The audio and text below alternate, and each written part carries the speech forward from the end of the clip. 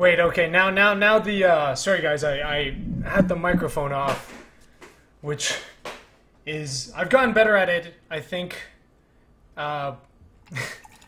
Yesterday was like the only time I remembered to turn on the mic, but now it's on.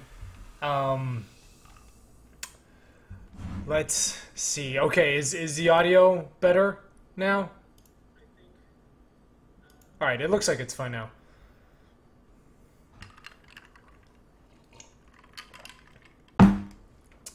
Alright, cool. So there hasn't been too much development update. One of the things that we did was we fixed the mesh combine utilities tool.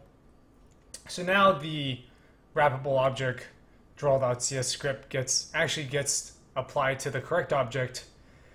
The other thing I'm doing right now is, hey King Dolphin Guy, how's it going? So I'm finally getting back into designing puzzles again.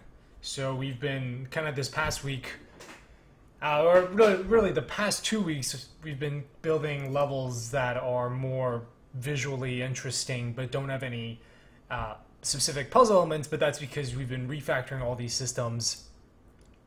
So what I've been doing is going back and replacing all the trees, because all the tree prefabs that we had before are messed up. So I have to go back and replace everything. And then I've just run into this weird bug now where I can't seem to set up the lines and the square switches. So I'll show you guys what I'm talking about in just a minute. And I remember, I think last time Chris was on the stream, believe a few Thursdays ago. Was it last Thursday or the Thursday before? Hey Kihala. So we got this is a door switch combo that I've copied over. This is kind of one of the ones that Chris had set up. And if you remember, what we did was we added this interface to the door object. So let me line that up.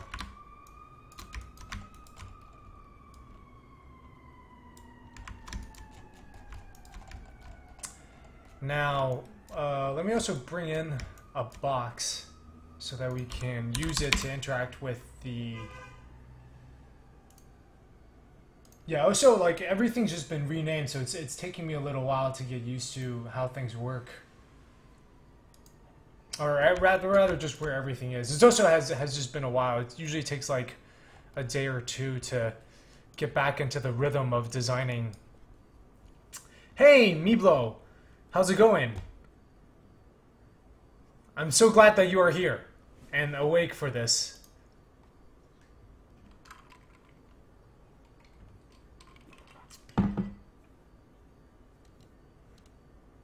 So basically, So Ed Riofer, it seems like you were still having problems with the stream. All right. Also, so this world just takes forever to load, which is something that I need to address this weekend. I'm gonna kind of go back and clean up everything.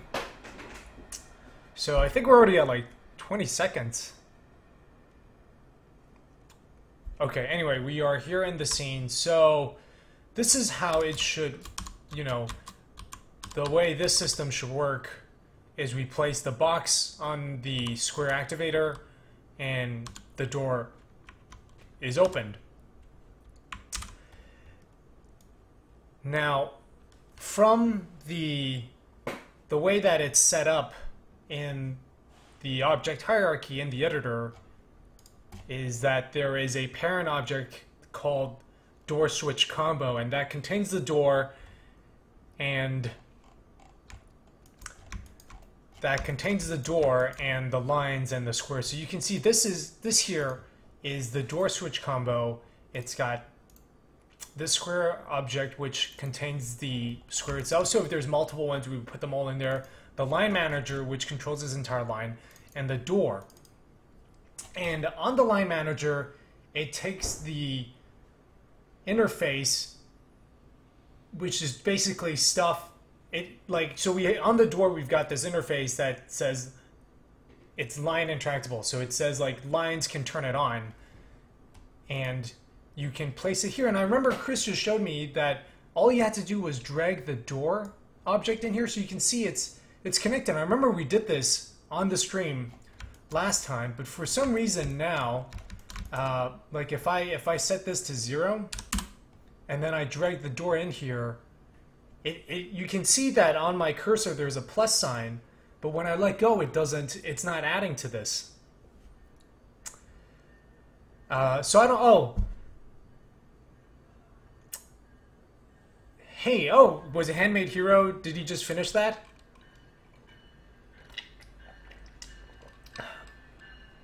Ah, My Blow. Okay. Alright, from now on we will pronounce it My Blow. So, that's the problem now. So basically it means that I can't set up the kind of the square activators and the doors because they're just not working. But I did want to show you guys one thing, which is why I had, so remember one of the things I showed last time was we've got this fancy editor tool where these green boxes tell you that these green boxes come from this tree. So the boxes that grow on this tree have already been picked and brought in here. And I'll show you now kind of a real world, well, in the game, exactly how this is used and why it's useful, because I believe it was Main GI who was asking for some examples, or Main GI, you had drawn the, I remember you did a sketch of how this would work, but I'll show you now basically why this editor tool is important and why I'm using it.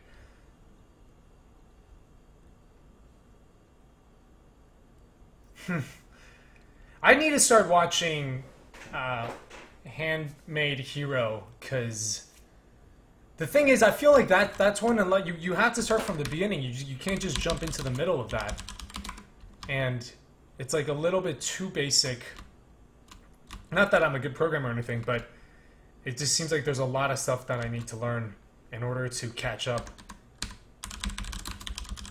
So basically, you can see in this puzzle, you would come from this door. So you can see there's a switch on the other side. You would enter this puzzle room through that door. You'd come in here, and there are these two boxes that you can use to interact to solve this puzzle, which I won't talk about. And eventually what happens is you'll go around the room, and then you will come back to this other side. Now, here you can see, so this is what I'm talking about. Those two cubes are actually these two ones. I don't want them to be fresh cubes because I don't want you to end up with 4 cubes in that room. I only want you to have 2, right? So you would use this to go into here, but if this is sort of more like you can eventually use this to do something else, but if you pick it, you're not gonna, you can still solve this puzzle. This is sort of like a safety mechanic to kind of limit the number of cubes you are using, and also to prevent the player from finding themselves in a room where they are stuck and cannot get out. So that's that puzzle. I'm also going to go over some of the issues with the color change beam. I showed it to Chris a little earlier. Remember yesterday, for those of you who are here, we came across some really strange bugs with the color changing beams. And we don't really know what the problem is yet. But for those of you who are new, I thought I'd kind of would go over and show you, because it is a really weird thing, and it kind of reminds me of Infinifactory, just with the way the cubes are sort of moving on their own, and you can kind of set up a sequence of steps.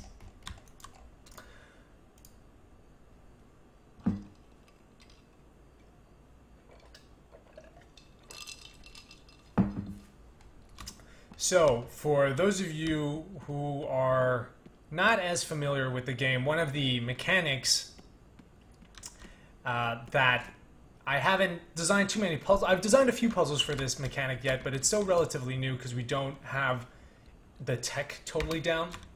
But basically, you can change the color of a cube using these color changing beams. So in this case, I just brought a purple cube into this yellow beam, and now it is a yellow cube. You can see the center of it stays purple to let me know that it is originally a purple cube. But one of the weird things we discovered yesterday, so what should happen here is, now I know this surface that I'm facing right now, this surface of this cube is yellow. So if I rotate onto this, we are going to be in the yellow gravity, and this yellow cube is going to be active. Now what should happen is the yellow box should fall into the green beam and change into a green cube, and it should stay there. It should get stuck because we are in the yellow gravity and green boxes are inactive when you're in yellow. Instead, this is what happens. So it skipped the green beam, went into orange, and then fell that way. So now it is over here. So you can see it is an orange beam, and it also gets stuck in the floor.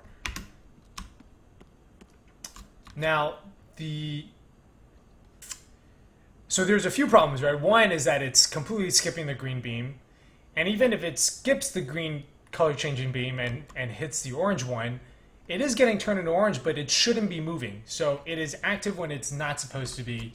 One of the things I wanted to try was to move some of them around. So I wanted to swap the green and orange beam, which is something that I didn't do yesterday, and I'm wondering if, like, is it the distance, or is it just the green one? So I was thinking moving, well, first let's move the yellow beam like much farther away so there's longer distance. So maybe there just like wasn't enough time for this to react. And then what I want to do is also try using, let's go with purple. No, you know what? Let's use blue, because then that way the box will fall down to this floor, so we don't have to like walk as far to carry it. It seems like the door only opens when the button is clicked, but the gravity hasn't switched. I'm not so let me explain how the doors work. So there are two kinds of doors. These doors you need to fill up all the squares with the correct cube objects, right? So this means here I need to place, right, one green cube on the green square isn't going to be enough. I actually need two of them in order to open. And then there are, let me go to another room that just has the button doors. So with these doors, you just have to press the button in order to open them. But, see, this is a green button. I have to be in the same gravity in order to interact with it. So I need to be in green in order to press this button. So there's really only two kinds of doors. That's how they work. So let's go back now to the color changing beam room and see what the issue there is. Okay, so now we've set it up slightly differently. Let's try, yeah, I really need to fix this bug with cubes going through floors. So, alright, we're going to turn the purple cube to yellow. And now what we're going to do is we're going to rotate onto the yellow gravity again, this surface.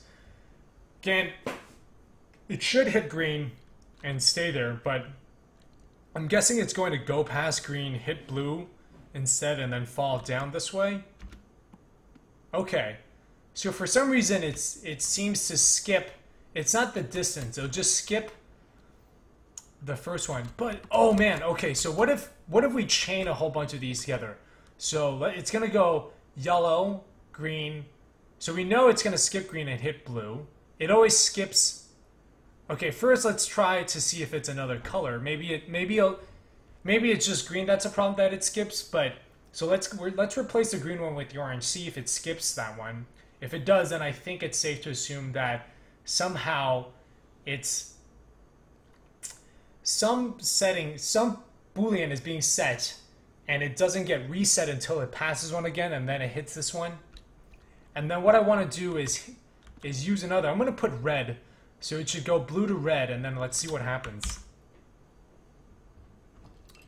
What if I had... Okay, let me take a look at this. Let me catch up on the chat. So, my blow. Yes, yeah, we've done a lot with the mechanics. Okay, main GI. Do you know how does this make sense with the doors, how they work now? Apostolique. Have I ever played the puzzle game The Puzzling? I have not. The game itself is a puzzle to find. But it's not a joke. What if you had a door that required both cubes and a button? And buttons? Well, that doesn't make sense. What if I had a door that required both cubes and buttons to activate? What would be the point, though? Because the why... It's like, you've gotten the cubes onto the square activators. Why do I need you to then go over there and press a button? The reason why I have doors with buttons is because I want them to stay open. Because sometimes if there's a door behind you that uses cubes to open, if it's a double gravity cube, if you rotate, you can actually have that door close behind you and you can get stuck. Putting a door with a button that you press down guarantees that that door will always be open behind you. What it also does is it ensures I know what the player's orientation is when they enter a room.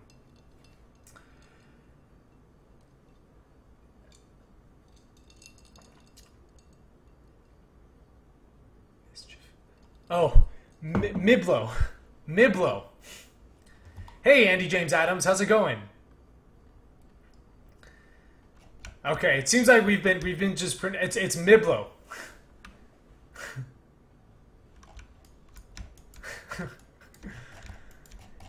Right, so let's start combining this. So basically, we are doing an experiment and trying to see how exactly we're trying to figure out how exactly these color change beams are working. So the idea is right now it seems that it always skips the second beam that it comes to. So we're gonna switch the green one. We're gonna replace it with orange. So let's see if it skips the orange one. If it doesn't, then we know it's just an issue with green.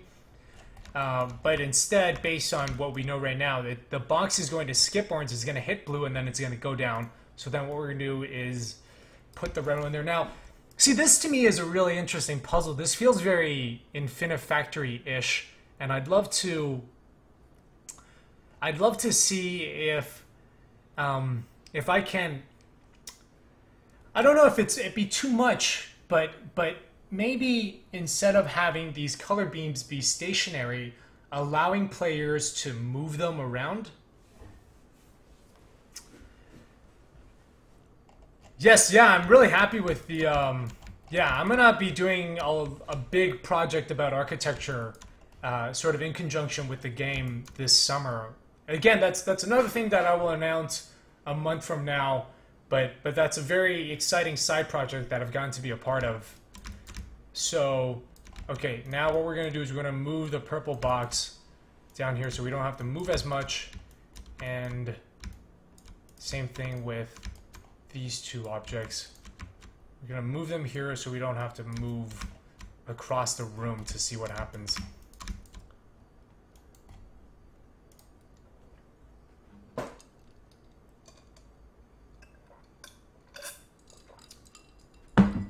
Okay, so, oh man, you know, we should also just move the player to that room so we don't have to keep walking here.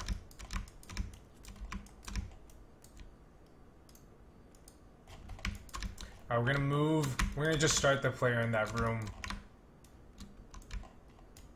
Simply the idea of just moving the player to the room you want to test is something that I didn't do until, that took me way too long to realize. I used to like run around. I used to like have to play through a whole bunch of puzzles to get to the one I wanted to work on. So if you are making a 3D game, definitely have no clip. Just implement, like, I'll show you guys if you're kind of watching for the first time. This is a console. This is a debug console. You know, I hit help.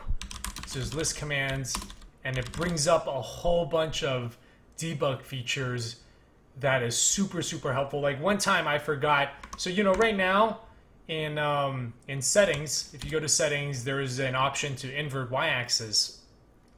And before I implemented this UI, I was playtesting the game, and someone wanted to play inverted, and I realized I hadn't actually added that in the menu.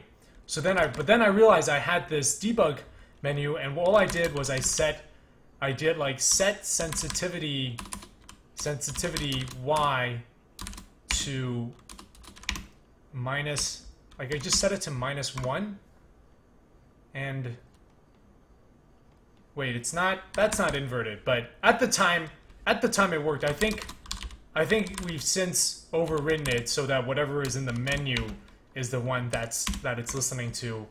But anyway, so that stuff like that is super helpful. So okay, let's do our little experiment. So we're gonna take this purple cube and we are going to make it yellow.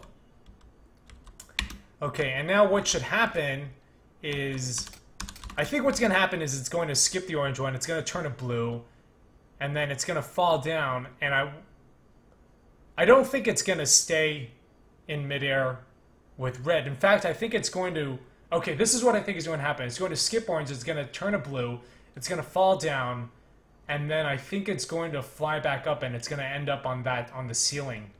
So let's, oh, okay, no, wait a minute. So it seems like, okay, so it turned to orange. So it seems like green, somehow green is the only one that's being skipped. All right, notes for Chris, 2015, 0716. Okay, green color change beam is being skipped. Orange color change beam does not set cubes inactive. Even if you're playing a 2D game, no clip is pretty useful. Oh yeah, I guess so. I just think of yeah. I think that's, no, you're absolutely right. You should just do no clip if you have kind of characters moving through rooms. All right, so okay, so we now know orange. Okay, so it seems like green is the only one that gets skipped. Let's see if, let me try with blue. Again, I'm gonna put this here because otherwise it might hit blue. So for some reason, green is the one that gets skipped. This feels like a puzzle game in and of itself. It feels a lot more, it feels like a Starseed, it feels like Starseed Pilgrim because the rules are just so obscure and you have to keep experimenting to figure it out. Alright, so again, we're gonna turn purple to yellow. Now, what should happen is it should, actually I don't really know what's gonna happen. I think it's gonna end up here, it's gonna get stuck. Oh, guys. Interesting. Interesting. This needs to get recorded. I'm going to, sorry about the, I think it's going to cause some flashing when I turn on fraps. Or maybe not.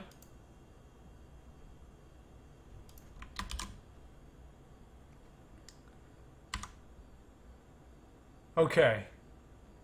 So, it seems like other than green, it, yeah, sorry about the flashing, guys. That was just every time, it only happens inside the stream, but it basically every time I open up fraps, it causes that flashing. I think it's because it's like, I don't know, they're like stealing screen control or something. But, okay, so it seems like the problem of skipping is just green.